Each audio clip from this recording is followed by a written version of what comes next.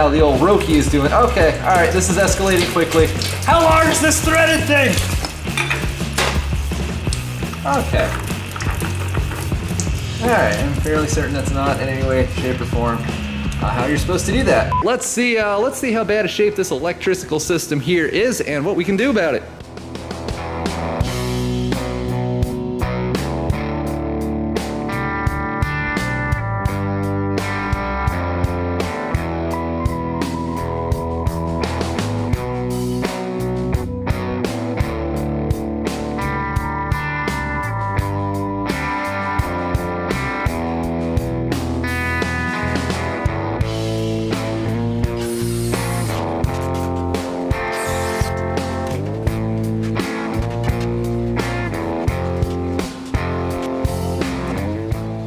Ta-da! All right, now we can start. I know this probably seems a little on the extreme side. However, in my very limited experience, I've found that when you're dealing with the old school warning lamp indicator type setup and externally regulated alternator, neither of which have probably worked in years, it really is easier just to start from square one than it is to try and fix all that mess, because you get it working and then like the next season a chunk of insulation breaks and then nothing works again, you have to start all over.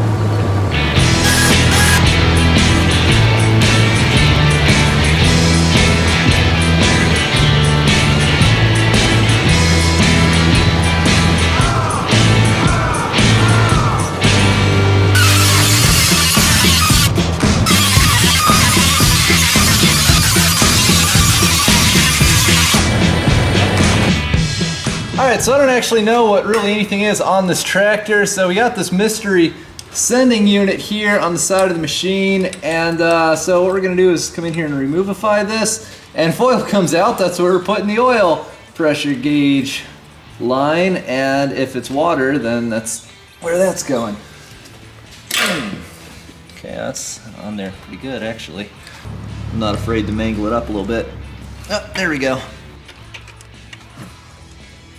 Gonna have to be ready to shove this right back in there because fluid's gonna start pouring out. I bet this is oil. That looks like oil to me on these threads. Oh yeah, that's oil. I can smell it. All right. Well, hey, that's pretty good actually. I'm not surprised there's no oil in this like being pumped up here right now on account of there not being any oil being pumped anywhere, and the tractor sat here for like a good couple days. Uh-oh, I hope I have a thing that threads in here. I might have to cut this up and reuse it, but I prefer not to. So I did some digging around and discovered that these tractors with this type of engine don't have a temperature gauge or, you know, an overheat indicator light or anything along those lines. I did some research and discovered this thing evidently doesn't even use a water pump, and I believe not even a thermostat. It's a thermosiphon cooling system, so the hot water goes one way and the cool water goes the other way. And Kubota, from when these were new, like I said, they never put on any type of temperature gauge or warning light or anything.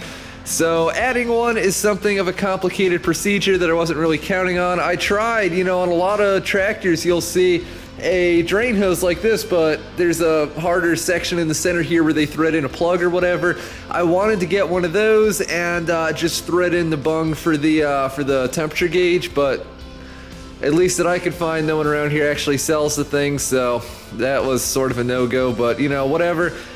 I mean, it makes me a little uncomfortable, but evidently they never overheat, and no one really, Kubota didn't feel the need to put one on at the factory, and evidently pretty much no one bothers to add them after, so guess we just won't have a temperature gauge then. So, what we're gonna do is cover over this hole where the old fuse box used to go, and I guess we are gonna run our second gauge in here.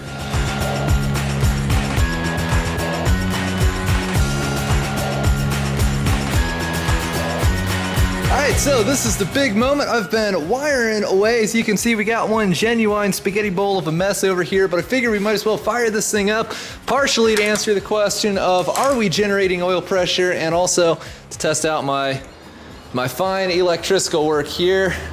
Now I will say I'm not aware of any problems electrically with this thing other than the fact I cannot get these headlights to work to save my life. Like, I've put power to them, I've made sure they're grounded, looked everything over, it looks fine. These just plain and simple will not work.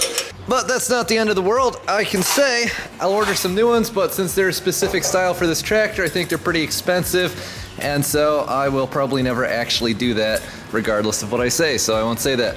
So, all right, let's see. Hopefully this will wire up properly. I've got a 20 or a 30 amp fuse for the glow plug circuit slash starter dealio. So we'll engage the glow plugs here for a second. Actually, let's see if we're actually, yep, we're getting some power here. A little under 12 volts on the battery.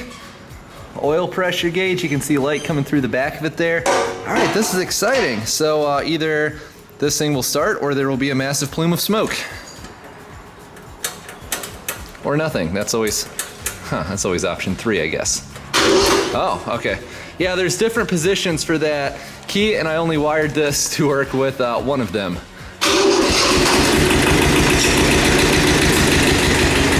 Nice healthy black smoke.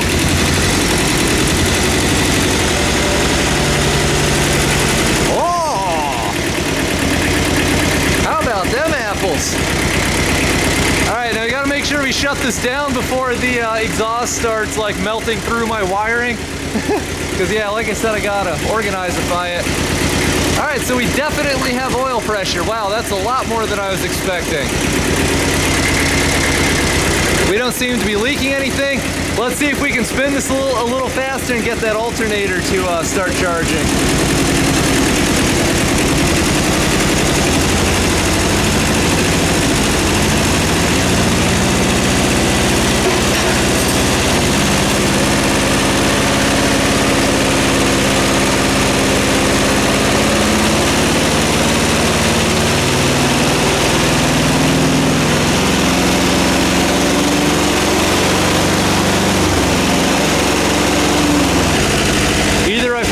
Improperly, or the finest Chinese quality alternators on eBay have failed us.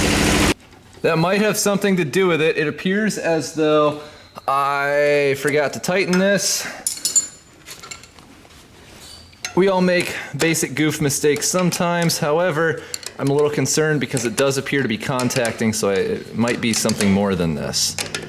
Here we go.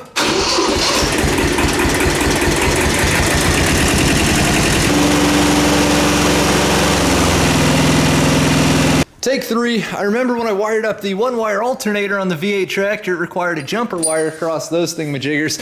So best case scenario, this works. Worst case scenario, smoke goes everywhere. Either way, it should make for a decent YouTube video.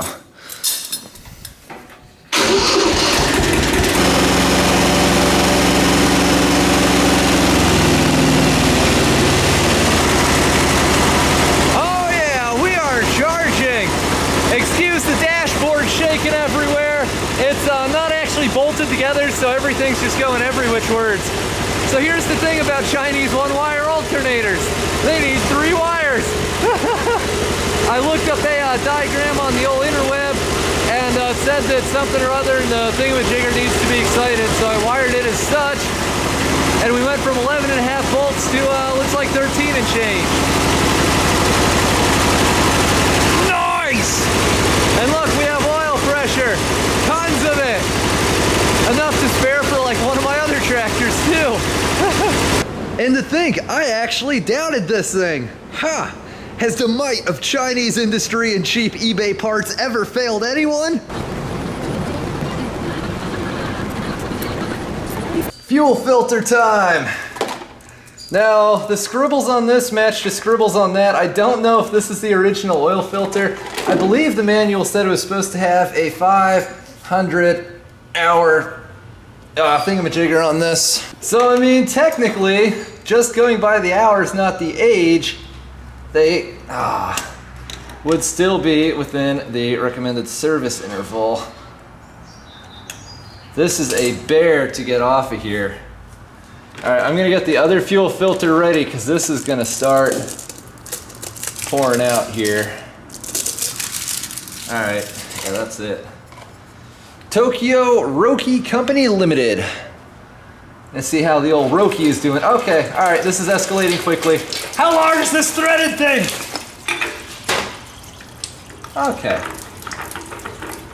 All right, I'm fairly certain that's not in any way, shape, or form how you're supposed to do that, but it appears to have worked-ish. Actually, it looked like a lot of fuel. Looking in the catch pan, it was maybe like a pint. Now, I am not an expert on working on things like this.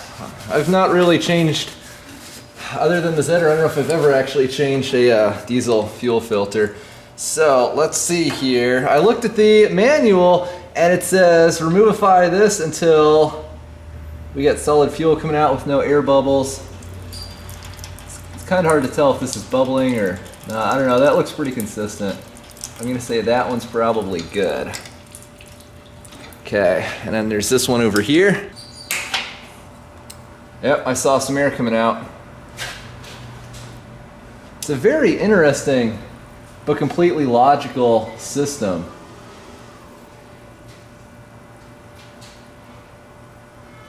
Isn't anything really coming out. There, all right, now it's solid fuel, great. Now I'm assuming we fire this thing up and maybe crack those injectors open. And that should be it. Gonna let the oil warm up here a little bit. This will be good because it can get the coolant flowing around before we change that as well. This thing still gets stuck in gear, but if I remember, I can stick the rear end of it in neutral, so it shouldn't actually go anywhere for those last words. I always feel like I'm forgetting something when I gotta start something like this.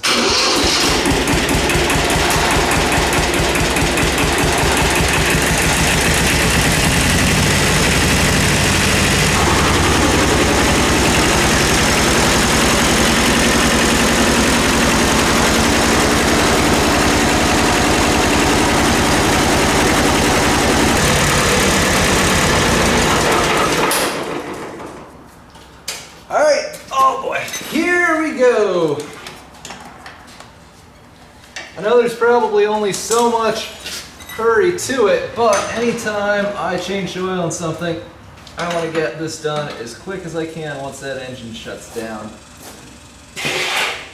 Because, as most of you guys know, the sooner we do this, the more soot and whatnot in the engine we pick up, and then the longer we let it drain, the more it comes down from like the top of the engine inside the heads and everything. To make sure this oil's nice and scorching hot. Yep. Okay, that's rather painful actually. All right. Okay. Yeah. Hey, that's some pretty healthy looking oil. I don't know if you guys can see this. Just looks like black diesel oil. There's no. Oh, that's really hot. There's no like flakes of metal or anything in there. At least not that I can see so far. None of that type of stuff. This looks like nice jet black diesel oil. Come on, thing. There we go. Got this here genuine filter. And let's see. We'll get some old oil on the O-ring here to help that seal a little bit. Thread that on. It's interesting. The filters for the 7060, and also for that matter, like every newish Kubota I've ever seen in my entire life, they don't have this silver color to them. So I don't know if this is like a Japanese thing or what, because I don't think the filters for most of their stuff are actually made in Japan. If I remember right, the ones for my 7060 came from Thailand or something. Let's see.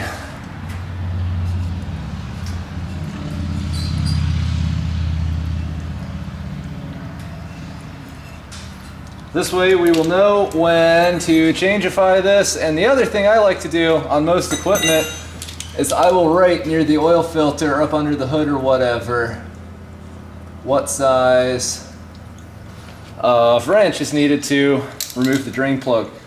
Kind of makes me wonder why they don't come like that from the factory. It's a time saver literally every time you change the oil.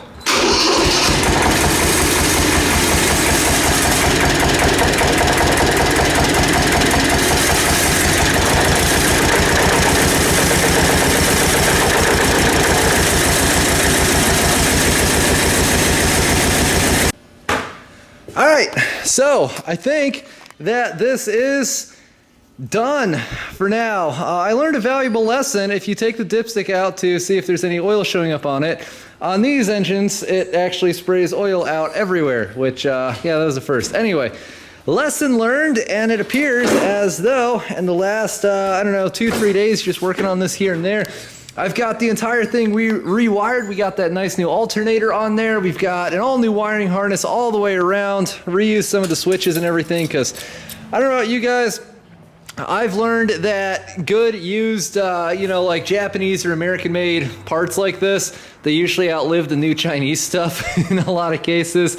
So if I can reuse it, I will. But we replaced the things I wanted to replace, got light working. Now what I need to do is do a lot of homework on the internet, try to figure out what's wrong with this rear end. Because like when you jack it up with the tractor in gear and the engine off, like you can't budge these rear tires, and it's the same if this is in neutral as well. So I think there's something binding in here. When it's running, it sounds like maybe a bearing's gone out or whatever, but how about that sweet sounding little engine though? I mean, I could listen to that thing idle for hours, or I guess we had it at about 1,000 RPMs, a little above idle, but still, whatever the case, lots of progress made. We know we got oil pressure, and this thing is now charging, so got to figure out what comes next. Hopefully we'll get to use this thing. Anyway, I'd just like to thank you guys for watching. Don't forget to rate, comment, and subscribe for more. If I remember, I'll put some links in the video description below with some of the parts, tools, and supplies I used in this video. As always, if you buy anything from them, they're Amazon affiliate links, so everybody's supposed to tell you this. Most people don't bother to. My channel earns a small commission when you buy something on there, which really helps to make non-sponsored content possible. Anyway, thanks for watching. Don't forget to rate, comment, and subscribe for more. I hope you have a wonderful day, and happy tractoring / mostly working on old junk. You're not really junk, old tractor. Well, engine. Rest of this, well, we don't really know yet.